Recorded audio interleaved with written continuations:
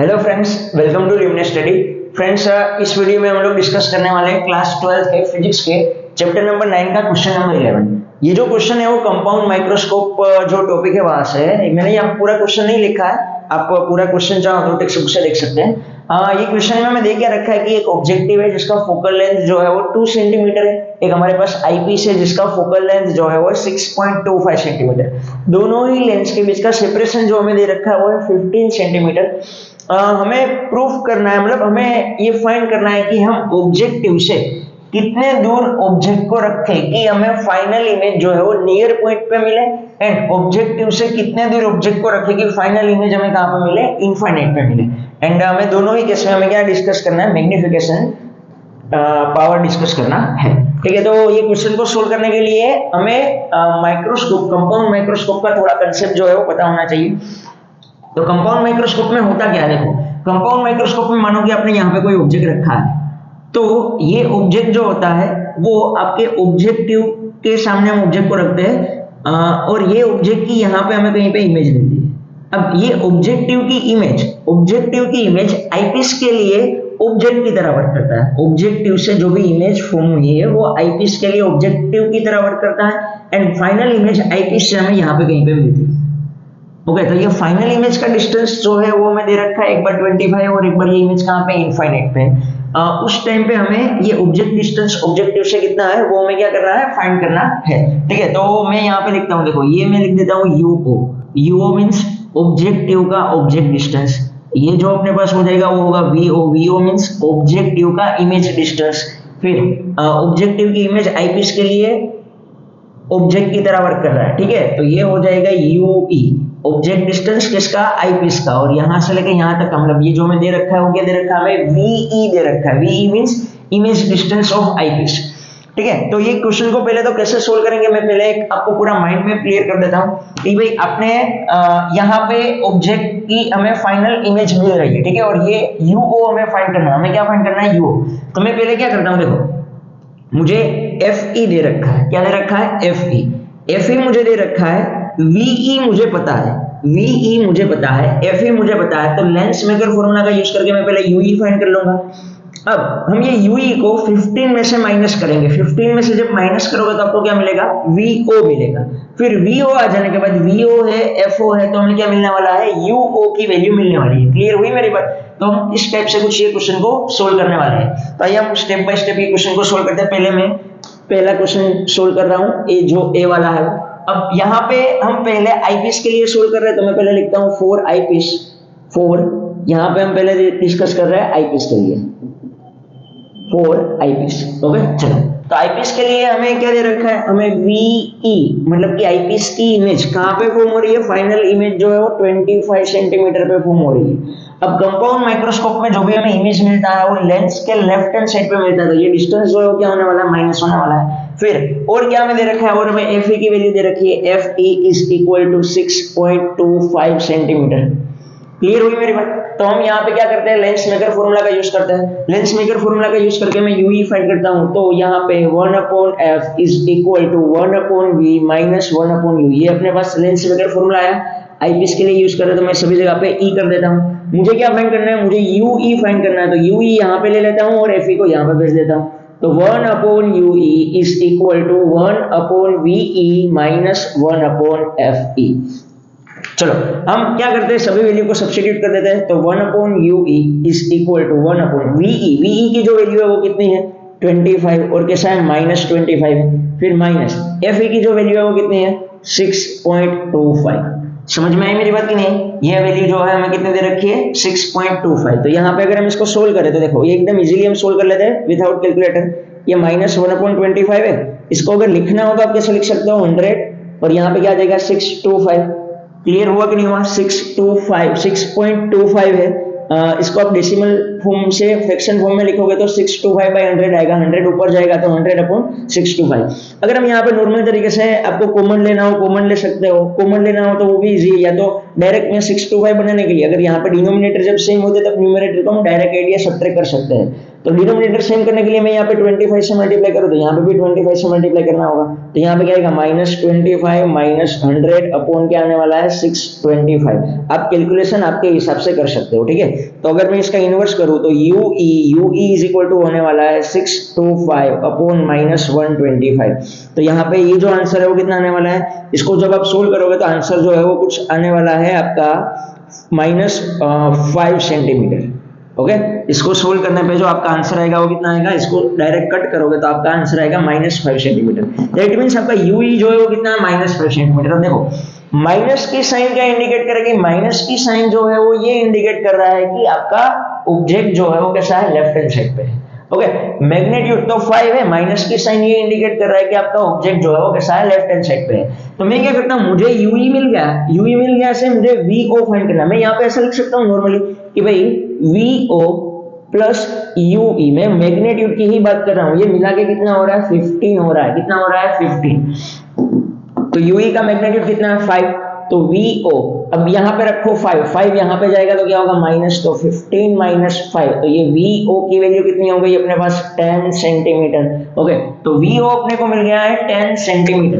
VO मतलब कि आपके ऑब्जेक्टिव का इमेज डिस्टेंस आपको मिल गया है 10 सेंटीमीटर। अब मैं क्या करता हूँ, ऑब्जेक्टिव के लिए वापस से सेम फॉर्मूला का यूज करता हूँ। तो फॉर हम बात करते हैं अभी ऑब्जेक्टिव के लिए, फॉर ऑब्जेक्टिव, तो ऑब्जेक्टिव के लिए वापस से मैं लेंस इक्वेशन लगाऊं ये वाला, डायरेक्टली मैं UO मुझे फाइंड करना है तो डायरेक्ट यहाँ ही यूज कर लेता हूं कि भाई UO 1/UO is equal to क्या होगा 1/VO माइनस 1/FO। ठीक है, चलो तो 1/UO, अब मुझे VO की वैल्यू मिल गई है 1/10 माइनस 1/FO। FO की वैल्यू जो है वो कितनी है 2 है, तो उसको सोल्व करो 1/UO is equal to 2 minus 10/20।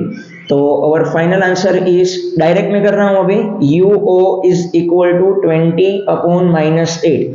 जब इसको सोल्व करोगे तो आंसर जो है वो आएगा 2.25 सेंटीमीटर। Okay, 2.5 centimetre, -2.5 centimetre.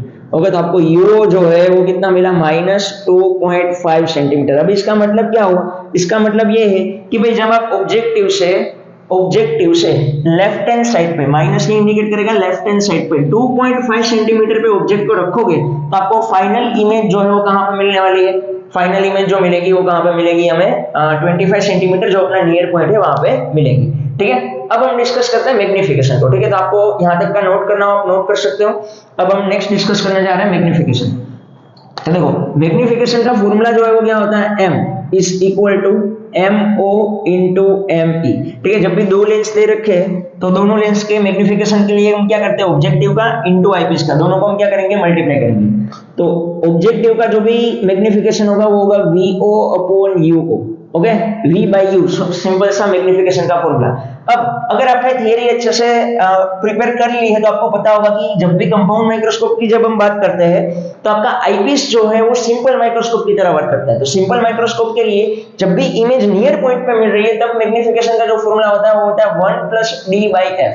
यहाँ पे आईपीस के लिए बात करें तो मैं यहाँ पे लिख देता हूँ 1/FE। Okay, D/FE। चलो, तो magnification M is equal to VO की वैल्यू अपने पास आ गई थी, कहां पे है VO की वैल्यू 10, UO की जो वैल्यू है वो कितनी है, UO की वैल्यू -2.5, 1 प्लस D जो है अपना 25 और FE की जो वैल्यू है वो है 6.25। चलो, अगर हम इसको सोल्व करें, यहाँ पे ना एक चीज याद रखना, मैग्निफिकेशन ना हमें सिर्फ मैग्नीट्यूड फाइंड करना है, हमें मैग्निफिकेशन प्लस में है माइनस में उससे हमें कोई लेना देना नहीं है। मैग्निफिकेशन प्लस में या माइनस में है वो इन्वर्टेड इमेज है कि इरेक्ट इमेज है वो बताने के लिए होता है। ठीक है, अपने को तो सिर्फ मैग्निफिकेशन ही फाइंड करना था, हम इसको मॉड्यूलस में लिखेंगे। क्लियर हुई मेरी बात, हमें सिर्फ मैग्नीट्यूड का काम है। यहाँ पे हमें इरेक्ट है कि इन्वर्टेड इमेज ऐसा पूछा नहीं है तो हम मॉड्यूलस में लिखेंगे। इसको सोल्व करने पे आंसर कितना आएगा 4, ये 1 प्लस इसको सोल्व करोगे तो आंसर जो है, इसको डिवाइड करोगे आंसर जो है वो कितना आने वाला है 4 आने वाला है 4।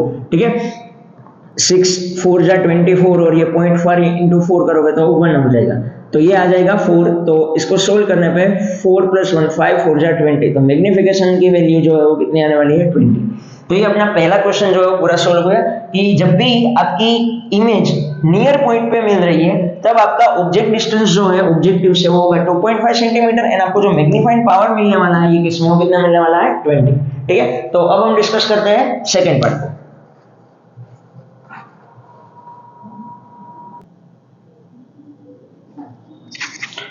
ओके, तो अब हम डिस्कस करते हैं सेकंड पार्ट को। सेकंड पार्ट में हमें क्या दे रखा है कि इमेज जो हमें मिल रही है वो यहाँ पे नहीं, अभी नियर पॉइंट पे नहीं मिल रही है, अभी हमें मिल रही है इनफाइनाइट पे। इनफाइनाइट पे इमेज मिल रही है, मतलब कि आईपीएस के लिए वापस से सेम ही मेथड से मैं क्वेश्चन को सोल्व करने वाला हूँ। तो आईपीएस के लिए जो आपका इमेज डिस्टेंस है वो कितना होने वाला है, इनफाइनाइट होने वाला है। चलो फोकल लेंथ तो उतना ही है। अब वापस से हमें क्या फाइंड करना है, यूओ फाइंड करना है। सेम मेथड का हम यूज करेंगे। वापस से मैं क्या कर रहा हूँ, हमें यहाँ पे एफ ई की जो वैल्यू दे रखी है, कितनी दे रखी है, 6.25 सेंटीमीटर। वापस से मैं वही मेथड का यूज करूंगा कि भाई